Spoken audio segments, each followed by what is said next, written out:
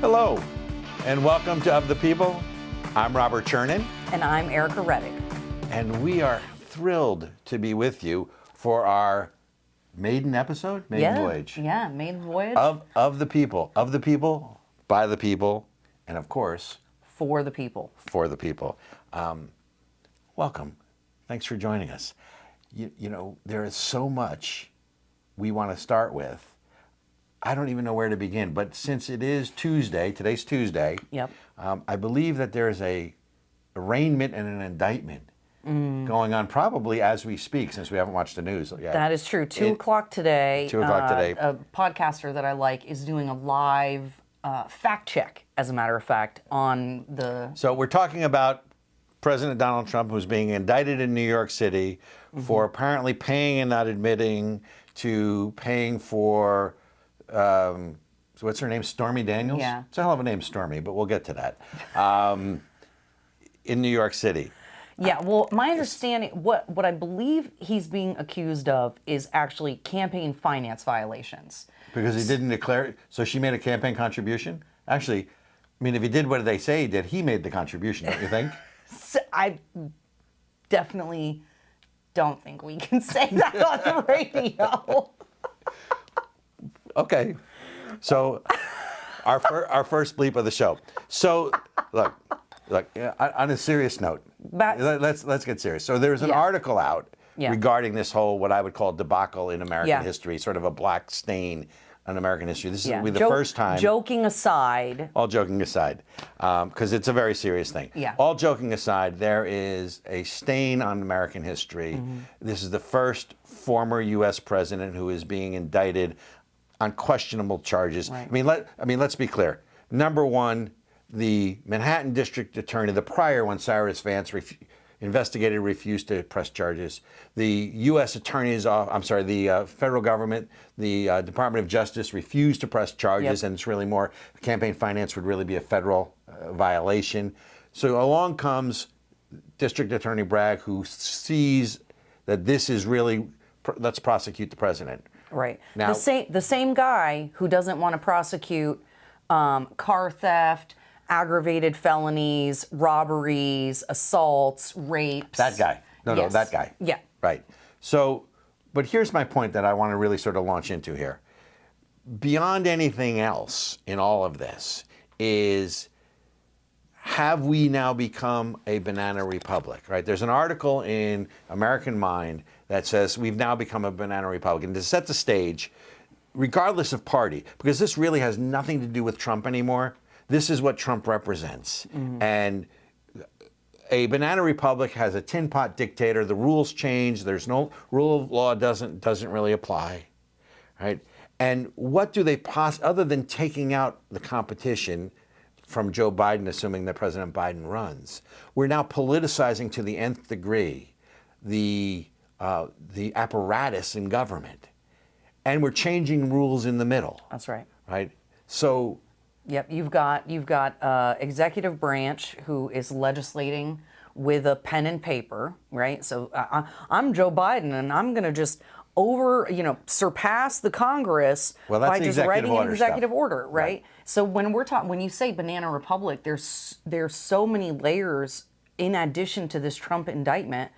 There's no respect for separation of powers anymore. Congress has obfuscated all of its responsibilities to the executive branch or the judicial branch.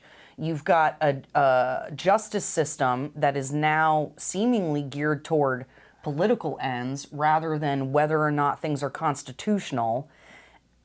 You have the Fed destroying the dollar, destroying our place as the world kind of leader, right? And now we're seeing this absolute erroneous, ridiculous prosecution of a former president. So you're basically saying we have a lot of other problems that take precedent, which I would agree with. Well, I just feel like this is this the end of the road? Like, is this the last nail in the coffin that makes us a banana republic? What else could they do to just kind of dissolve the American experiment at this point?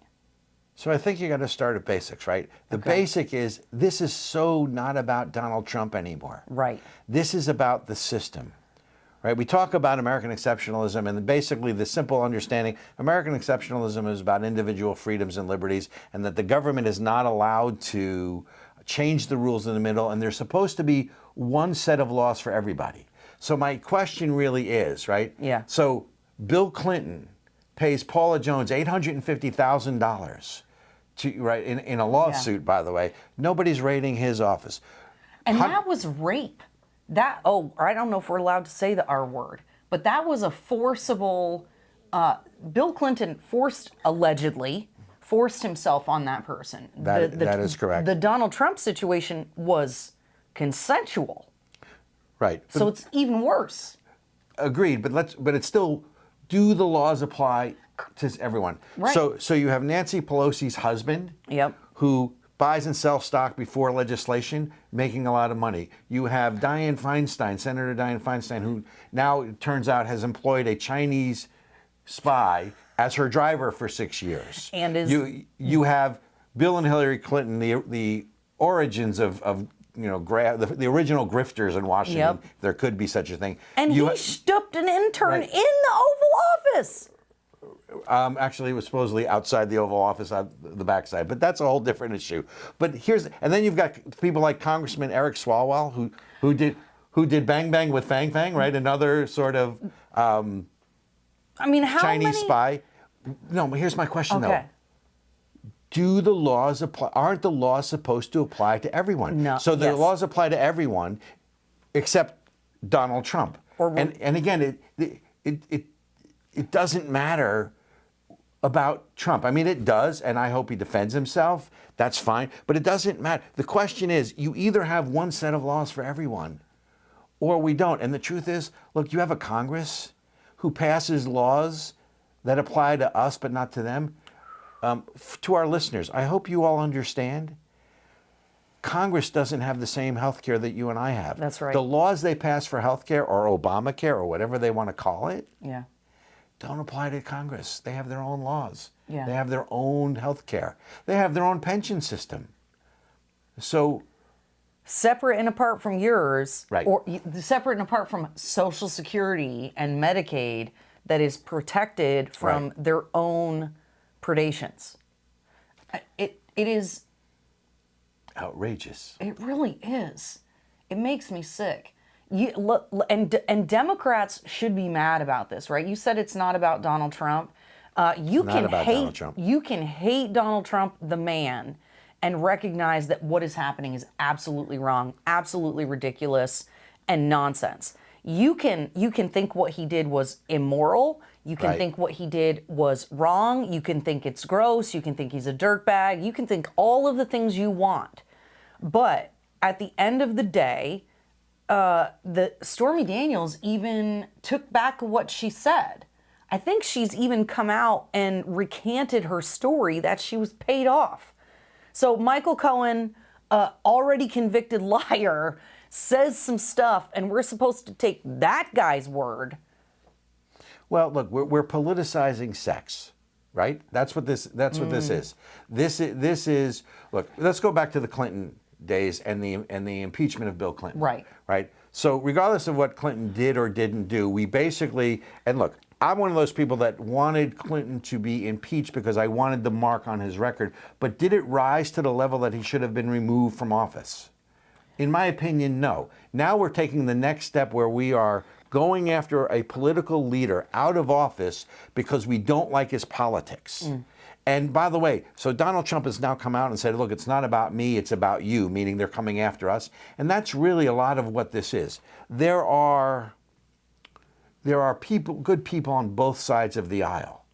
But most of the people belong to a single party that's trying to protect, in Washington, their prerogative, their money, their access to power. The duopoly. And look, Donald Trump is clearly a controversial figure. And the man is one thing, and I will say as an aside, whether you support Trump or not, I have never seen a public figure take this much incoming fire in 7 years and still be standing. That's a good point. It is unfathomable to Look, me. it's because all of his problems and character defects were already baked into the cake. Right. He's been in public life forever. So He's been a public figure, not exactly, in public life. He's been a public figure. So he's been this playboy, New York builder magnate guy, and all the rappers are singing about him or rapping about him, I guess. This is a person who's got Trump stakes and Trump University and Trump Tower and Trump, Would that make him a narcissist? Yeah, probably. But we've seen interviews. Everybody saw the weirdo interview where he was like, "My daughter's hot," and the dysfunction of Donald Trump was baked into the cake, and so I think that was the mistake that the media made, was that they thought if they were brought up all these salacious things that people like you and I might think are immoral or a problem, that it would damage him. And what it's really done in the eyes of the American people is they don't see him as an elitist from New York anymore. They see him as the everyman. They see themselves exactly in right. him. And I think that was a real misstep from the media if they wanted to take him down a peg. Right. No, look, I agree. Look, President Obama, accused most of the country of clinging to their guns and their religion, right? And what that really, it was said with such disdain for the average American. So along comes Donald Trump, who gave voice to those people, let's call them the middle class, who felt that they weren't heard, who felt that Washington no longer represented them. Because the truth of the matter is, the larger the federal government gets, the less freedoms we have. You can look at Ronald Reagan's last speech. That's what's in there. It's the same thing.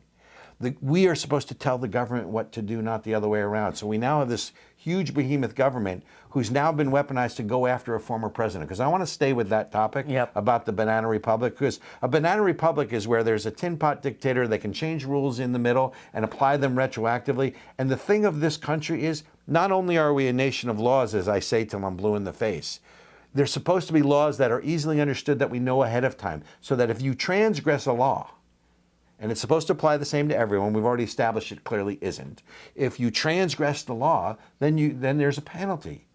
We're now politicizing or weaponizing, as the case may be, as they say, the tools of government or the bureaus of government, whether it's the FBI or it's the Department of Justice or it's the IRS who's going to show up at your door if you're Matt Taibbi while you're testifying to Congress, right? So the precedent, the Democrats, I think, the Democrats, I don't think, frankly, ever regret anything, but my personal opinion is that they'll regret this one, just like they did.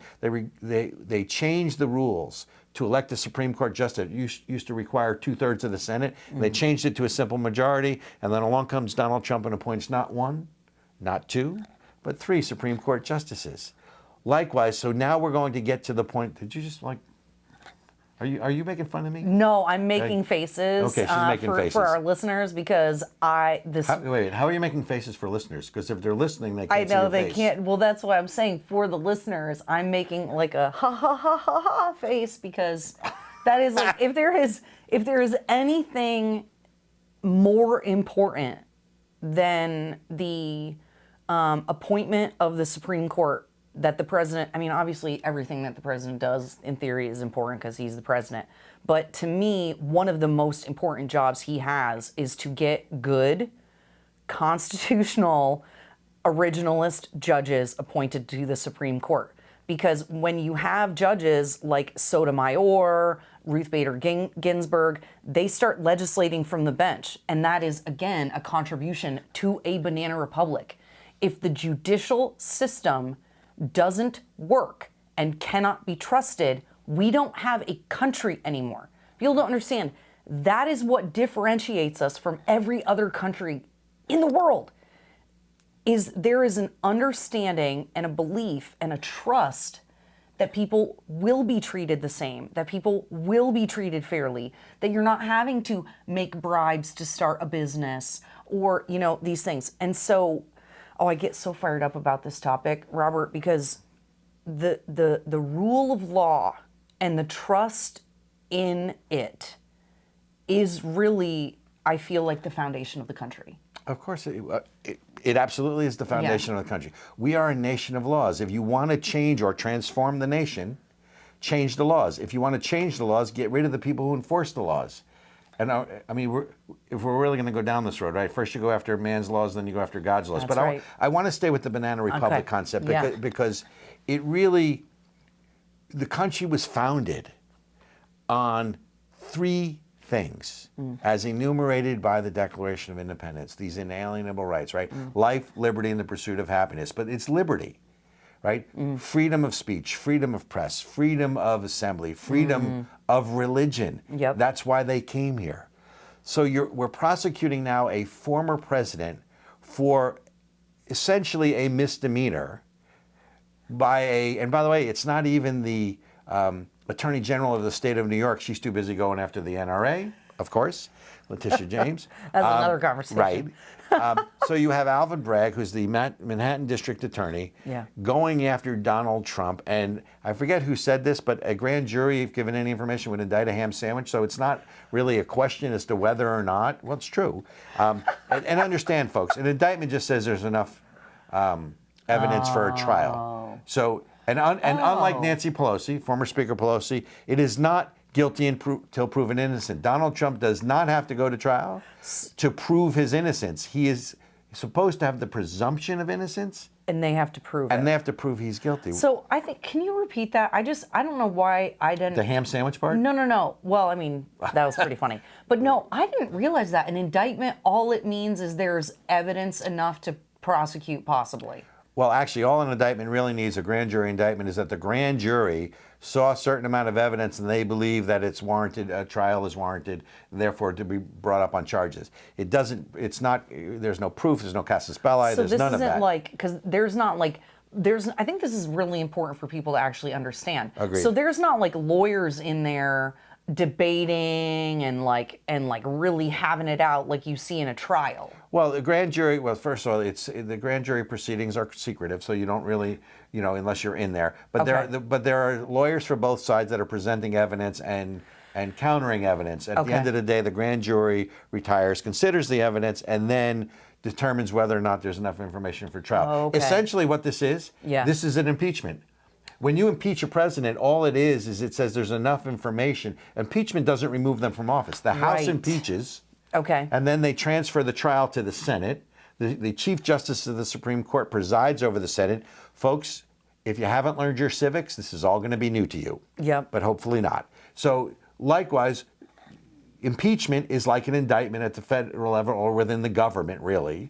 You impeach the president, or you can impeach an officer, a senator or whomever, and then it goes to the Senate for a trial. An indictment just says the grand jury thinks there's enough evidence, and now it's going to go to trial. And again, you look at all the different politicians who have come out of that says that this is an abomination because of the political aspect of it. If you want to go down this slippery slope, look, I understand why people don't like Donald Trump. I'm from New Jersey. I know 100 guys from Queens who are like Donald Trump. They're all like that. They are loud. They are braggadocious. They're braggadocious, arrogant. And I understand why people might have a problem with that, and certainly his personality. I get that, but we are setting a precedent to try a former president on a minor misdemeanor charge, a technicality on a campaign finance law. I mean, look, I understand they couldn't get Al Capone on anything substantive, so what did they do? They got him on process. They got him on tax evasion. As the accountant in the room, you know about that, right? They got him on tax evasion. So it's the same thing. So this is, let's get Donald Trump at any cost. And like I said, at this point, this is so far beyond just Donald Trump. This is about the country we live in going down the road. And even Bill Maher, that dyed-in-the-wool liberal, who's now, by the way, in the conservative wing of the Democratic Party, if he's there at all, said, I don't want to live in a country where all we do is go after our ex-presidents to bring up charges. And that's what we're going to be. So folks. Even Jimmy Dore, who's a total leftist, like way left wing, is saying the same thing. So that's when Bill Maher and Jimmy Dore agree with Robert Chernin and Ericka Redic By the way, I'm Robert. The pigs might be flying outside. I'm not sure. Hell may have frozen over. Look, I say to people, I don't care who's in the White House. It's our house. It's the people's house. And what they're really trying to do, in my opinion, is tell the American people that their elections don't matter. You can't now elect who, so you can elect who you want. You just can't elect someone like Donald Trump or someone who is going to upset the status quo in Washington, which is all about power and money. That's right. Now, we're getting flagged, which I think means we're out of time. Yeah. So, folks, We're going to go to break. we're going to go to break. Thank you for joining us on Of the People. Stay tuned. I promise you, we will be right back.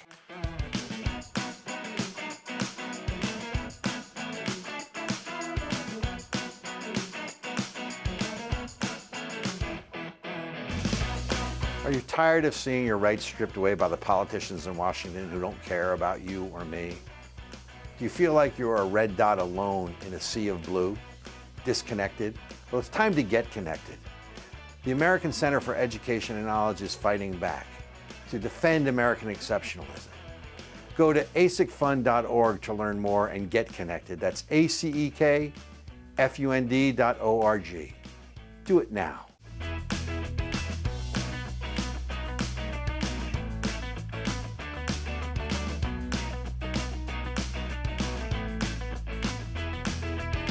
Hello, and welcome back to Of the People. I'm Robert Chernin. And I'm Ericka Redic.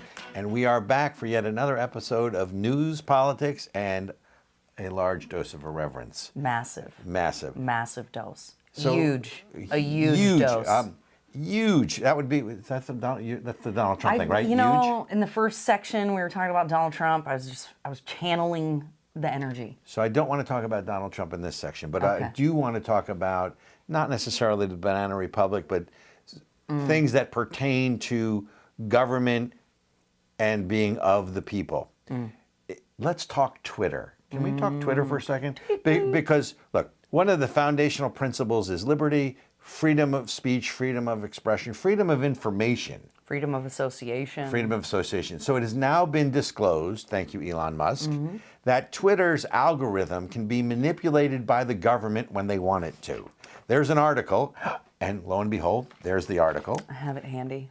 that says that the government has had the ability to reach into Twitter to manipulate the algorithms when they don't like the information that's coming out, or to prevent a tweet from becoming viral. So this is pure and simple censorship along the lines of Brave New World, Yep. Aldous Huxley, George Orwell, 1984. What do you think about that? It's terrifying, to be totally honest with you. It is absolutely terrifying because when Donald Trump would say that the press is the enemy of the people, Right. everyone attacked him. And, oh, you're making enemies and you're doing this. But I think Fake news. fake news, right? I mean, it's not just about MSNBC. It's not just about CNN. It's about what are we reading on our social media platforms? How do we access our media in these conversations? And Twitter is, by and large, the political town square. It's where the politicians and the pundits are all having conversations and getting their message out. And Robert, if what this research has found is true, Which it is. then it literally is just a propaganda wing of the Democratic Party. Correct. The one thing I will say is I'm angry. But it's also, folks, it's confirmation that we're being lied to, right? We're not crazy. Well, maybe. Not certifiable. Not certifiable. But look, Jack Dorsey, the former CEO of Twitter, got in front of Congress and said, we do not manipulate the algorithm, which I guess technically is true because he's not manipulating it, the government is, right? And it's now proof positive that they're gaming the system, right? So going back to COVID, right? We were told COVID was a lot of things that clearly wasn't. We were told the vaccines were clearly, certain things that they weren't. We were told that masks work, and they clearly now proven that they don't. So they controlled all the information that had any challenging scientific studies that did not comport with, which or line up with, That's right. the government's narrative. So the government is controlling the information. Then they tell you to stay at home and then make you rely on the internet to get information. And now it's proof positive that they're controlling what we hear, or more importantly, what we don't hear. Yeah. So I guess I'm not really outraged as much as it's confirmation. And the question is, it's another form of censorship. It's another form of proof positive of what the government is doing. And it comes down to American exceptionalism. The larger government gets, the less freedom, individual freedoms we have. And isn't really that what this is all about? This is about either we're going to tell the government what to do, or at this point the government's going to tell us what to do. And that's not the country that I grew up in. Yeah. And that's not the country that this was was founded in 1776, more importantly in 1787 with the Constitution. I think it's important to highlight for our listeners that what this also demonstrates is that the government thinks that you're stupid. They think that you can't be trusted to make decisions for yourself, for your family. You cannot be trusted to make medical decisions. You cannot be trusted to discern information. And what you really need is for us to take care of you. And I think everyone, Democrats especially, should feel very insulted.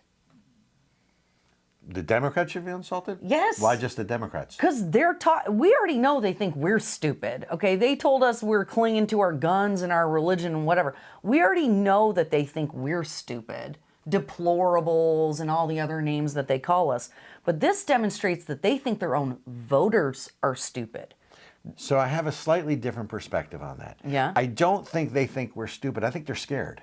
I think the people in power are scared. I mean, if you go back and you look at Brexit and you look at the rise of Bolsonaro in Brazil, if you even Silvio Berlusconi, right, in Italy, it was a populist movement, and I think it scared them to death that someone like Donald Trump could give voices to the middle class, to Main Street America, and challenge the power base. Because let's be clear, this is all about power and money. This is just one iteration. This is just one aspect of what they're doing because they're scared. That's why, to me, not to bring this back to the first section on Trump and why they're bringing him up on charges, but to me, it's just another indication that they're scared of everyday Americans because ultimately, I don't know if we're going to storm the Bastille, although I think we're getting close.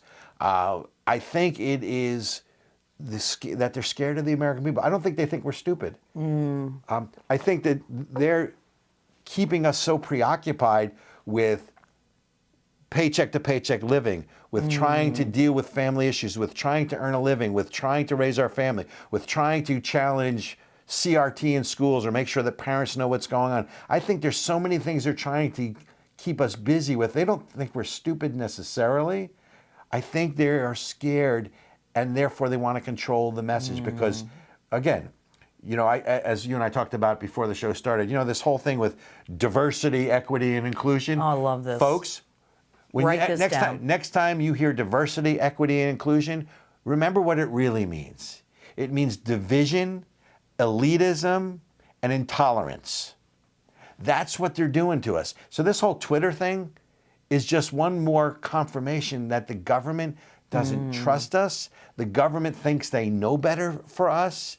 And the real question I want to ask all of our listeners, I'll ask you too, but I already know your answer, which is, what are you going to do about it? Yeah. Right? So we're ASIC, American Center for Education and Knowledge.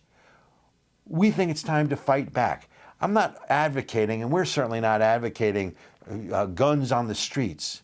But get involved in your community. Get involved at the local level. Get involved at the state level. Get involved anywhere you can. Make a donation somewhere, great. Whatever it is, one thing I can tell you for sure, the system, the government, the country was founded on civic participation. But they're trying to keep us too busy just making a living and taking care of our families so we don't have time to do this. And this whole Twitter thing is just proof positive. I think one of the things that a common refrain that I heard running for office last year was, oh, I don't pay attention to any of that. Right. I don't watch the news. I don't vote. I don't participate in politics because it's all just too much. And what I would say to those folks is, Right. you might want to stay out of politics, but politics doesn't want to stay out of your life.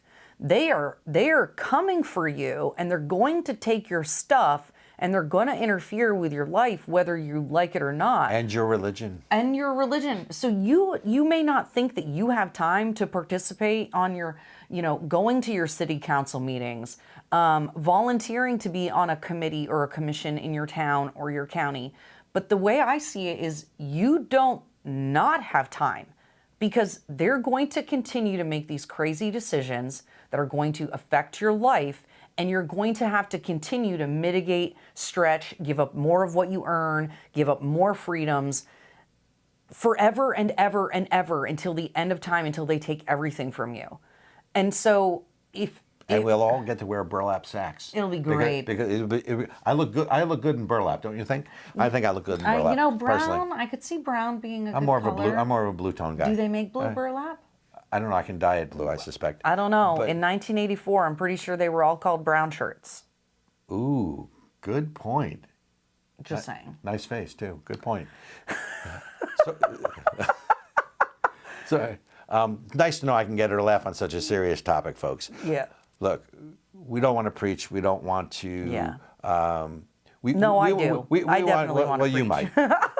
What we're really saying, look, when you look at the education system, when you look at the fact they don't want parents to know what's going on in schools, when you look at the money, by the way, folks, you want to know what's going on? Follow the money. When you Every look at time. all the money that the teachers' unions take in and then funnel to politicians who do nothing but make sure that they still get more money, and they don't want you to have anything to do with education because they know better than you do, right? That's that whole division, elitism, intolerance. Yep. Because what we're talking about, and really, the culture war is about wokeism. And anyone who doesn't understand that wokeism is a new religion and an intolerant one has clearly not been paying attention. And I don't care whether it's social justice warriors or Black Lives Matter or any other of those organizations. They're all rowing the boat in the same direction. And it basically is they know better than you do or we do. And it's about individual liberties and freedom. It's about personal responsibility, because that's the other thing in all of this. We are creating a society of victims. Yeah. Because now they're going to tell you not only what's wrong, but who to blame for it. And it's, if you happen to notice, it's never the person behaving in a certain way that is the cause of their own upset or frustration. No, it's somebody else. It's never your fault. It's always someone else's fault.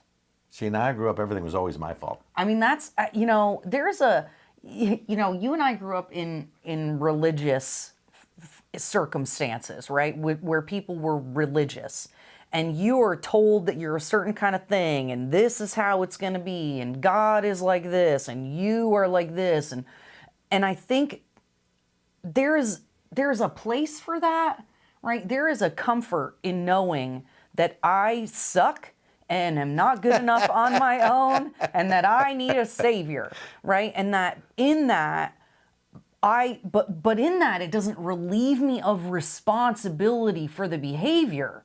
It just means you are responsible for your behavior, and there is something out there that loves you enough and accepts you for who you are, but also knows that you're flawed and that you need to fix those flaws. Are you saying I'm flawed? Yes, absolutely. Boy, that's such harsh medicine for me. I know. You know how delicate my ego is, right? You are Folks, handsome. oh. You are stunning and brave. As long as I'm stunning. As long as I'm not pretty, it's okay. I don't want to be pretty. Handsome I'll take. Look, folks, we're getting a little far afield here. Yeah, I want to come back to what we've talked about, which is basically government censorship. That's right. Right? This is, if you're a movie buff, this is, what was the movie? It was The Running Man. Oh. And the Bakersfield Massacre, where the government, that was Arnold Schwarzenegger and Richard Dawson. Yep. The government changed the video to show something That wasn't reality. Well, now the government is changing the internet so that you only get to see what they want you to see. If that's not government control, and that's not censorship to a level which I guess most people either didn't know it, are okay with it, or are too busy living their lives as you should be. And they don't really, one of the things that is incredibly insidious about everything that's gone on the last few years is how much of it is to pull society apart, is to pull us away from Divide each and other conquer. so that we think we're the only ones. Okay, so if they can censor this information on Twitter, if like one of our clips got taken down a couple days ago for medical misinformation, even Right. though everything we said was true. I've had multiple community guideline strikes on my YouTube channel, and it's all things that are true, but they don't want you to know. It's why they got rid of the dislike button on YouTube. They want you to think that you are alone in the world, and they don't want you to see other people saying your opinions. They don't want you to see other people having had things I'm not even sure I'm allowed to say on the radio anymore. We can always bleep you out. But you know, like I have tons of friends who had. I'm trying to think of how I can say this and make sure we don't get in trouble. Who have had unfortunate circumstances as a result of a medical intervention that has recently been forced upon the public. But if they talk about it on their social media, like Twitter, they're taken down. They're given community guideline strikes. They don't want you to know that there are other people out there like you. And that is one of the scariest things about this censorship to me.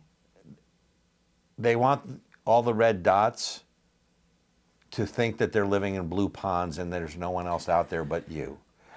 We're going to help you try to connect the dots in this episode and other episodes, moving forward in all this. But just understand, they're censoring what you hear and they're censoring what you see. And the question is, what are you going to do about it? Because they're not just censoring you on Twitter. Mm-hmm. At this point, the government has their tentacles into all of this. And this goes back to the Donald Trump. That's the threat of Donald Trump. Look, if Donald Trump is the nominee, I will support him. But if someone else is the nominee, I'll support them too. Look, you want friends in politics, folks, buy a dog, right? That's just the way it works, okay? And we'll probably have 16 people in the Republican primary, and that's healthy. We want healthy debate. We want disagreement. We want choices. Yes. What we don't want, what I don't want, what we can't afford is for the government to control what we hear and what we see. Because you know what? If they're doing that, then they're no better than China, who controls what their people can hear, who controls what their people can see. And if you want a Chinese form of government, do nothing. Because we're close to it now, as proven by that article, which is irrefutable. What say you? I think that's closing. No, I think that's a really good point, Robert.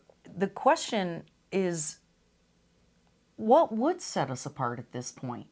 We're sitting here thinking we're all high and mighty as America. Oh, we got a constitution. Oh, we got separation of powers. Oh, we got whatever, which is being eroded. But when the Fed is outside of government control, they're tanking our dollar. All of this crazy stuff is happening. It's all a coincidence. The fact that it's happening at the same time is just a coincidence. And if you believe that, there's a bridge in Brooklyn I'd like to sell you. It's old, made of wood, but in really good condition. But really, how are we better at this point? We're not. We're clearly not. That's the Banana Republic thing. That's the Banana Republic thing. When Ben Franklin left the Constitutional Convention, we're going to end on this note because we're going to have to go to our sponsors. But when Ben Franklin left the Constitutional Congress in 1787 in Philadelphia, I believe it was the mayor's wife, as the story goes. I certainly wasn't there. She came up to him and said, "Mr. Franklin, what have you given us?" His response was, "A republic, madam, if you can keep it." And the real question is can we keep the American Republic? And that ground zero for that, ladies and gentlemen, is free speech and free flow of information, certainly unfettered by the government. That's right. And on that note, thank you for being with us. Stay tuned. We have to go make some money with our sponsors. We will be right back.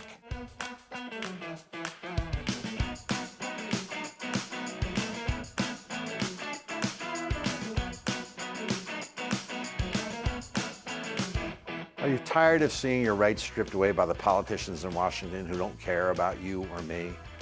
Do you feel like you're a red dot alone in a sea of blue, disconnected? Well, it's time to get connected. The American Center for Education and Knowledge is fighting back to defend American exceptionalism.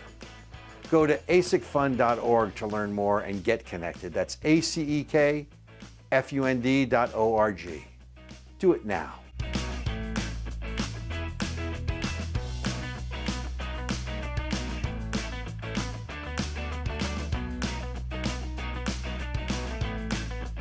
Hello, welcome back to Of the People. I am Robert Chernin. And I am Ericka Redic. And we are back for another segment of news, politics, and large dose of irreverence. Yeah, the irreverence is the best part, don't you think? It's necessary. It is, because there's so much going on. If you don't laugh, sometimes you cry. Literally. Literally. In fact. Literally. So we've covered. I'm a big crybaby, Robert. I don't know if you know that about me. I'm learning. Can we keep the tears elsewhere? I'm not really. You know what it is when a woman cries? Yeah. Guys are no good. Yeah. I realize that's probably sexist or misogynist or some other gist that I don't know. But we're not really good when women cry. No. No. So we don't know what to do. We're not good we don't listen well, and we're not good when women cry. I'm going to keep that in my back pocket for a future time when I need to manipulate you. And we don't like being manipulated.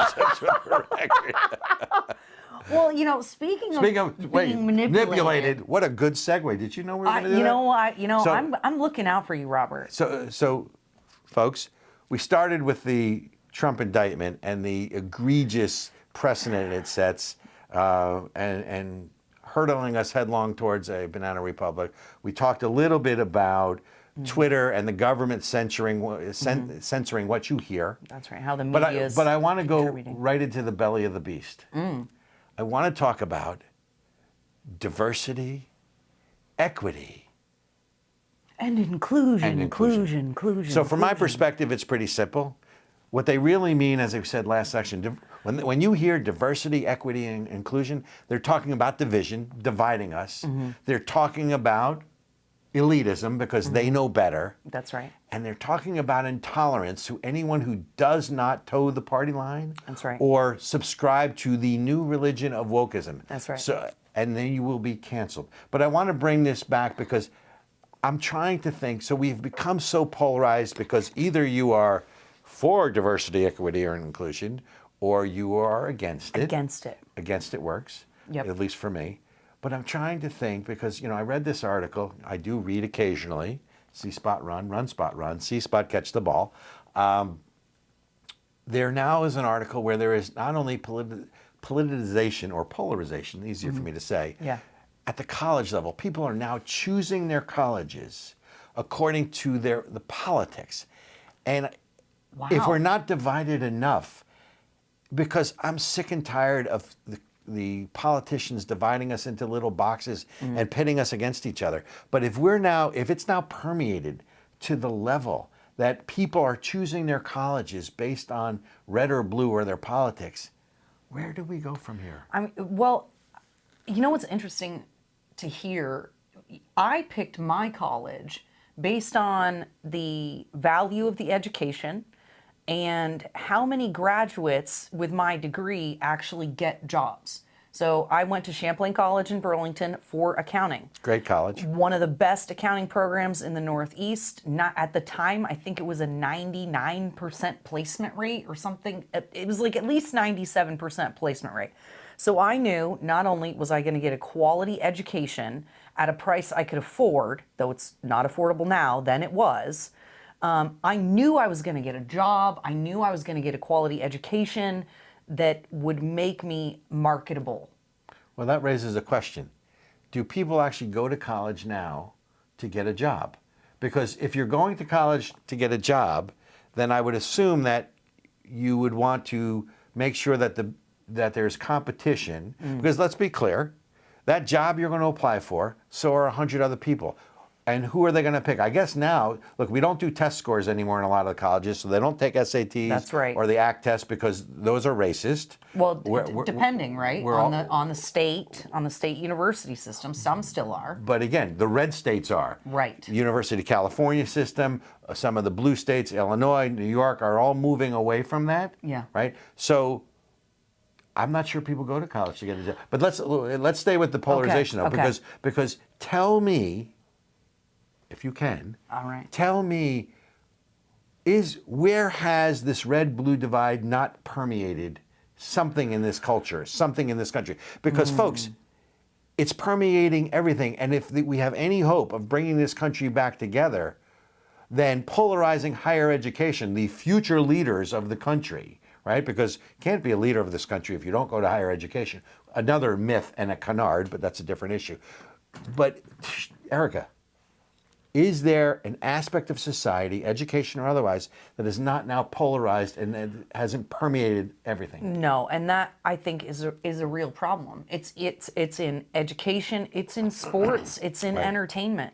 The avenues, the things that we used to do, the things that we used to do together as a culture, as a society that brought us together where we could set aside our differences, sports, education, entertainment, it is in everything. Dating, I read articles in the youth that are dating. Yeah. I'm an old married guy, right? Different, Yep. but 20s, 30s people who are saying they are now picking who to date based on their politics. Absolutely. In people's profile, That's crazy. They're saying that. They even have divided dating apps. Oh God, I do not remember the names of them. Well, we're not plugging any of them. We're not That's plugging okay. any of them. But the point is, there's now a liberal dating app and a conservative dating app. You've got conservativetherapist.com. You've got, I mean, we're literally creating a dual economy. Right, left.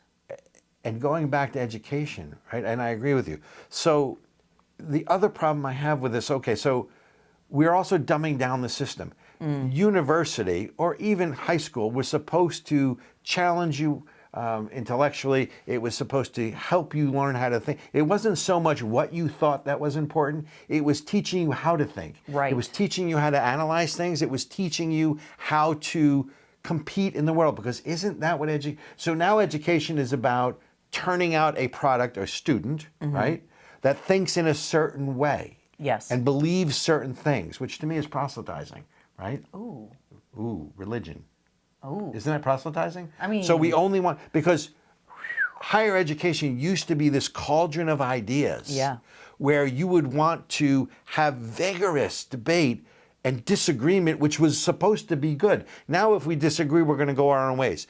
You're going to the blue colleges, you're going to the red colleges, and you're going to be in this echo chamber. It's bad enough to be in an echo chamber of news, where you only listen to news that reinforces what you think. Now you're going to be in an echo chamber of higher education that is only going to teach you things that are going to further reinforce the Great Divide. Wow. I'm about America. I'm about this country, and I'm about trying to find the things we agree on to bring back the cohesion in this country to the fundamental principles of liberty, individual liberties, personal responsibility, and those things. And we can talk about this whole victimization. We're all victims now. We're all racist and we're all victims. But and now we're doing away with meritocracy at the college level. Yeah, that's racist. Well, no. The country's racist, so therefore normal racism is no longer racism because it's overshadowed by systemic racism. And if you think I know what the hell I'm talking about, I have no idea. But that's the thing. They say that meritocracy is racist. They say that showing up on time is racist, being punctual, having grades. Grades are racist, apparently. Which is what you're learning at the blue colleges, because I know you're not learning that at the red colleges. Absolutely not. And it always makes me wonder when I hear this stuff, if the people sharing these ideas, sharing these beliefs, realize that they're actually the ones who are racist. A meritocracy is the foundation of Western civilization. We moved away from, at least we were supposed to be moving away from having royalty, kings. The kings and queens or whatever, dictators decide where you go, what you hear, who you can be friends with, and all of this other stuff. What we replaced that with was a meritocracy, giving people the freedom to rise and fall based on their own level of willingness to work, their willingness to sacrifice, and their ability to utilize the gifts and talents given to them at birth. You want to know, to me, where the rubber hits the road? So let's take Bill, make up a name. Okay, so Bill goes just to Guy. college to be an engineer. Okay. Bill is not the best engineer, but Bill is either the right race, or he's the right religion, or he's the right political persuasion, whatever he is. So he gets this job not because, as an engineer, to build this bridge, not because he's the best guy, but because he meets this certain check the box diversity, equity, and inclusion box of he's the right guy. Right. I don't want to drive over that bridge. Not really. The guy that builds that bridge, I want the best engineer from the best school with the best design that is going to be structurally sound to build that bridge. If we don't want that guy or woman, whoever it ends up being, right? What have we become? Because it is hard enough to be human, it is hard enough to be a human being if we're not striving to be the best that we can, right? And we can bring this into religion, right? Yeah. You know, we're striving to be in God, like in God's image, right? You want to be the best you can be. Right. And competition is okay. It's good. As long as you are not a quote unquote good loser, right? And I say good loser because there's no such thing as a good loser. You should also not, by the way, be a bad winner. But in life, there are only winners and losers, and how you handle losing is supposed to make you better. Now losing just makes you a victim and tells you who to blame for it. And then you become virtuous for that. And you become, but that's what we go back to college. That's the red and the blue divide, or I guess this is my right. This would be red, and that would be blue, but you get the idea. So I'm trying to understand some place that this red-blue divide is not permeating. I mean, we are moving so far apart as a country. Right? You know, you talked about aristocracy or royalty. This country, ladies and gentlemen, was founded on a common set of beliefs. It wasn't a common ethnicity. It wasn't a common caste. It wasn't an aristocracy. Right. It was founded on a common set of beliefs, and those beliefs are only two things. And if you listen to the first segment of this show or the second segment of the show, this will not come as a surprise to you. Individual liberties and personal responsibility. You're supposed to, and the third, by the way, the fine print, is you're supposed to look out for your neighbor. Not as your brother's keeper, but as a sense of community. That's right. Because what's the expression? We didn't all come over on the same ship, but we're all in the same boat. Oh, I like that. Right? I mean, that's what this is. We're supposed to focus on what we have in common, and now we're focusing on what divides us. And a college. What's so important about what you just said is that if we actually behaved that way, it would solve the problems that the left says that we have. That they perpetuate. So when we hear words like systemic, right? I think people like you and I automatically dismiss those things because at this point, the rhetoric is so outrageous and the stuff that they say is wild. And unfortunately, it gets in the way of discussing areas of life or American culture where there are legitimate issues, where Black people really are being kept out. I talk all the time, or people have probably heard me talk about my husband being in Hollywood. He is a film person. He is a dark-skinned Black man. And for years, the only gigs his agent sent him were thug number 1 or drug dealer number 2. There are legitimate problems. But when we stop focusing on what actually matters in the areas where it is actually happening, and we say things like being punctual is systemic racism. Wait, math. Math. Math is racist. I mean, so 2 and 2 doesn't equal 4. So their nonsense actually It is nonsense. distracts from the ability to talk about the areas of American life that can still use improvement. But this idea that it's the meritocracy that is the problem, when that is in fact why we had Black Wall Street, Black millionaires, we had Black people in Congress immediately outside of slavery. They themselves are actually dragging Black people back down into Jim Crow. Because they want to. Because it's intentional. Sorry. It makes me so mad, Robert. I don't blame you, but there's a reason and there's a purpose here. Yeah. The purpose is to keep America divided. Divide, delete, right? Diversity, intolerant. equity, and inclusion, folks. Repeat after me. Diversity means division. Equity means elitism. They're going to pick the winners and losers. And I guarantee you, it's not going to be anybody listening to this program. And inclusion is its opposite. It's intolerance. Intolerance. It's intolerance. That's what they're preaching and that's what they're selling. So the next time you hear diversity, equity, and inclusion, division, elitism, Intolerance. and intolerance. And it's the intolerance because they don't, look, we want a vigorous debate. That's the other thing. You're supposed to debate at university. You're supposed to debate in public. They have used political correctness to silence any debate because they can't win the debate. So therefore, like all true religion, and folks, if you don't understand that wokeism is a new religion in the mold of fascism and socialism, wake up, because it is.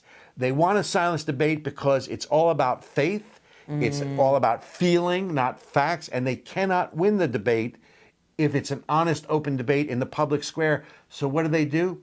They get rid of debate by political correctness and accusing people of microaggressions, of safe spaces where you can't be challenged, and by making a victim culture that says here's who to blame for it, and it's their responsibility. And I'll give you another one. Yeah. So you want to know the difference between justice and liberty? Okay. They want justice, right? Social justice warrior. Right. They want justice. Justice is always rear-facing.